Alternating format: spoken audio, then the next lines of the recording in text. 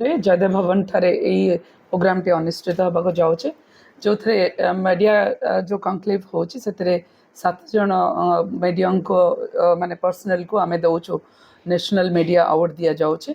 आ संध्या बेले जो फंक्शन अच्छे आई वुमेन ऑफ सब्सटेंस अवार्ड जो थे कि आमर 24 जन महिला पाँच तादे mother icon lifetime achievement ये सब अवार्ड रही जो मैंने गोटे गोटे से दिन अडॉप्ट करुँच अंडर प्रिविलेज चाइल्ड को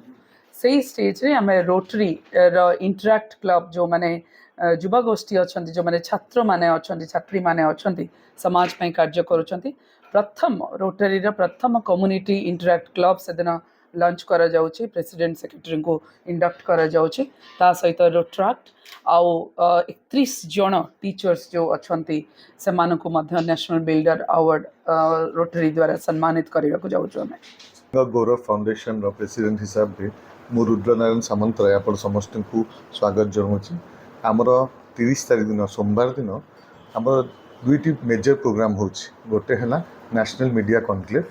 आउ सेकेंडटा हूँ 13th I women of substance award.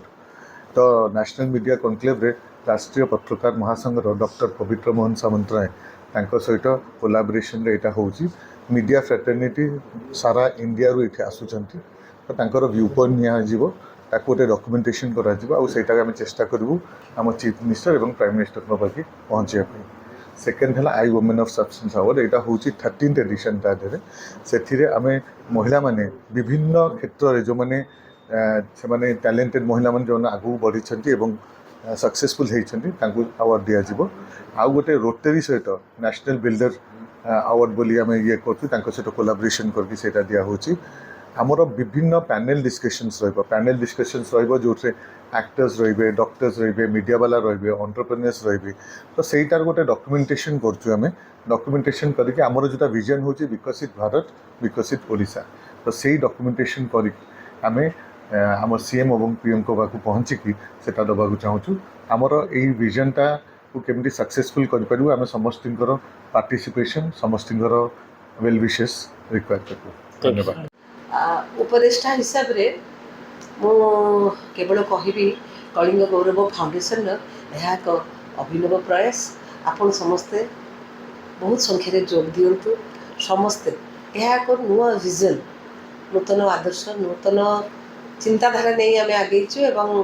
विकसित भारत स्वप्न देखुचु आपण मैंने ही हेले आमर वास्तविक माध्यम आपण मैंने ही सब सक्रिय करते सबको सबू जिते नुआ नुआ भिजन हो जिते नुआ चिंताधारा हो तार भाग हेले आपण मैंने प्रत्येक कोण अनुकोण रे प्रत्येक क्षेत्र रे से स्टूडेंट हो से जर्नलिस्ट हो से एंटरप्रेन्योर हो से हाउसवाइफ हो बा जेकोसी जगह हो ना कहीं सहर ठू आरंभ करी आपण मन माध्यम रे गाँ गाँ चारिआडे आपण मैंने ही प्रचार प्रसारित करें तेणु मैंने आपण मैंने हेले उपयुक्त माध्यम आपण मन को सादर से दिन निमंत्रण रहा समस्ते बहुत संख्यार आसवे एवं निजर विजन निजर चिंताधारा निजर आदर्श